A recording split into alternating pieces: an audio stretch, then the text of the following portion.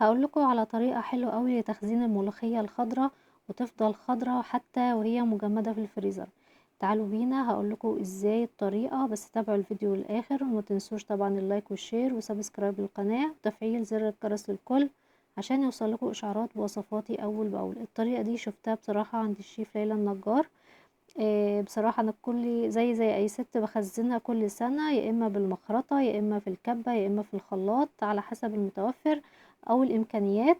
فبصراحة يعني كانت بتبقى التجربة كويسة نوعا ما، وأنا عملت فيديو قبل كده للتخزين بالثلاث طرق دول، بس حبيت أجرب إن أنا أخزنها وهي ورق كده كامل زي ما احنا شايفين، وهقول لكم الطريقة في الآخر هتطلع النتيجة عاملة ازاي، هل تستحق التجربة أو لأ، او كانت وحشة الطريقة او ما تنفعش. هقول لكم كل التفاصيل ان شاء الله في الفيديو، بس تابعوا الفيديو للاخر.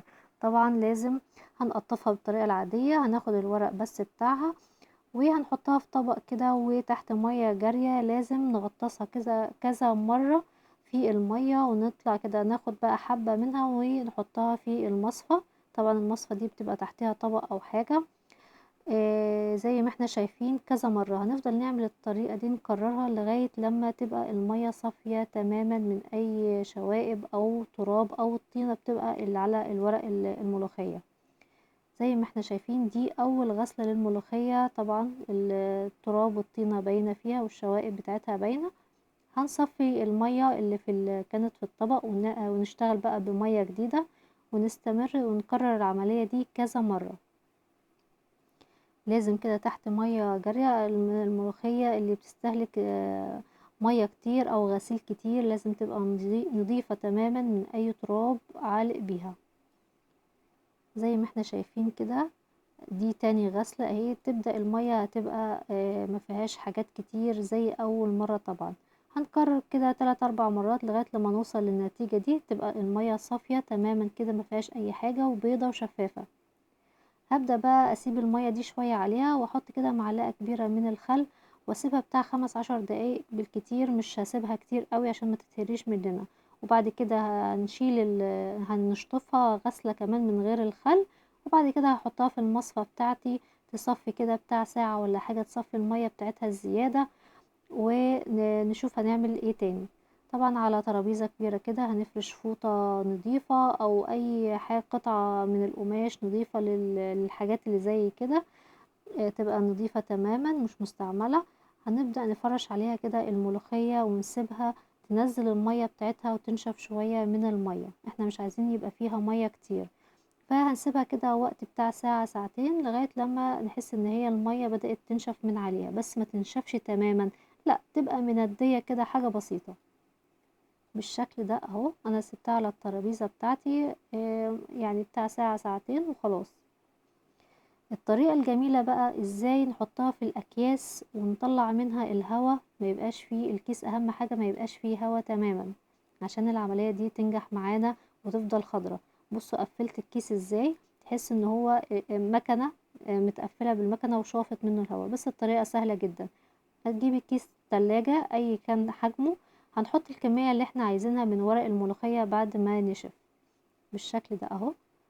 هتحط كده الكمية بتاعتك اللي انت بتستعمليها في كل مرة.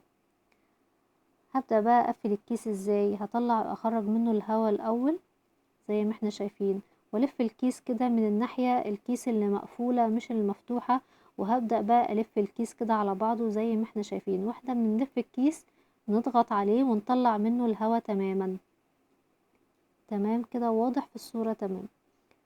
بعد كده هنبدأ بقى نلم أطراف الكيس المفتوح من الناحية المفتوحة، يعني هنلمها كده على بعض ونفضل كده ايه نلف في الطرف ده لغاية لما تحس انه الكيس اتشفط تماما من الهواء، خرج كل الهواء اللي فيه. بصوا طريقة سهلة وبسيطة ومفيهاش اي حاجة. نبدأ بقى نلف الكيس كده على صابعنا ونربطه الربطة العادية. بكده الكيس بتاعنا بقى جاهز وتمام تمام اهو، خارج منه الهواء ومشفوط كده وتحس ان هو لازق مع الملوخية. عملت الكمية كلها بالشكل ده اهو. عايزة تسيبيه مبروم، عايزة تسيبيه مفتوح زي ما هو كده عادي، بس كده عشان ما ياخدش مكان معاكي في الفريزر. خلصت الكمية اهي في الاكياس وقفلتها كويس جدا. اهم حاجة نخرج منها الهواء، ما يبقاش فيها كمية من المية كبيرة في الكيس عشان يفضل لونها الاخضر ده وما يعملش تلج كتير على الورق.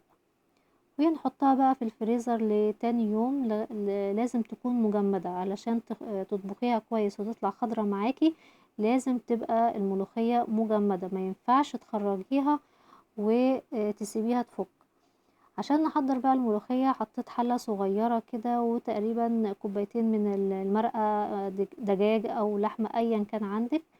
حطيت معلقة صغيرة من الكزبرة الناشفة ومعلقة صغيرة كده من الثوم المهروس او المفروم، ومكعب من المرق الدجاج لو متوفر. مش متوفر مش لازم، كفاية المرقة. بعد كده خرجت الكيس بتاعي اهو من الفريزر وهو مجمد زي ما احنا شايفين. شكله اخضر اصلا وما تغيرش لونه ولا اي حاجة، زي ما احنا شايفين. فتحت الكيس وهو مجمد. هجيب الكبة بتاعتي الصغيرة، هبدأ بقى افرم الكمية اللي انا خرجتها من الكيس. ما ينفعش منعا باتا ان احنا نسيح الملوخية، لازم تفرميها وهي مجمدة. هكرر تاني، لازم نفرم الملوخية وهي مجمدة بالشكل اللي احنا شفناه. وما تخافيش، الملوخية هتطلع كده مفرفطة والخرطة بتاعتها عاملة زي المخرطة، مش مفرومة ولا ناعمة قوي ولا فيها اي شوائب ولا اي حاجة.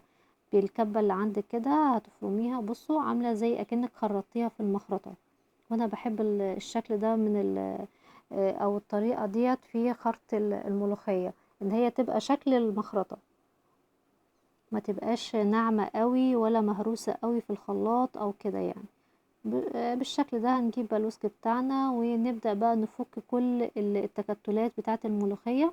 هفضل اضرب فيها شوية كده على البارد لغاية لما تفك معايا اي تكتلات. وفي طاسة صغيرة كده هنبدأ بقى نضيف كمية حلوة كده من الثوم المفروم، ومعلقة كبيرة من السمنة، معلقة كبيرة من الزيت او سمنة بلدي بس زي ما تحبي. نبدأ بقى نشوحها كده على النار ونضيف عليها معلقة مليانة كده صغيرة من الكزبرة الناشفة، ونسمي الله ونبدأ بقى نطشها على الملوخية ونقلبها تقليبة كده بسيطة، وناخد شوية من الكبشة كده من الملوخية ونحطها في الطاسة عشان تنزل لنا كل التوم اللي عندنا. وبس كده، طريقة سهلة. والملوخية ما تغليش تاني خالص خالص بعد طشة التوم، ما بتغليش وتفضل بخضرها الجميل ده. بصوا عاملة ازاي خضرة جميلة، ولا ضفنا اي كربوناتو ولا ضفنا اي حاجات تانية. هي لونها اخضر زي الطازة بالظبط.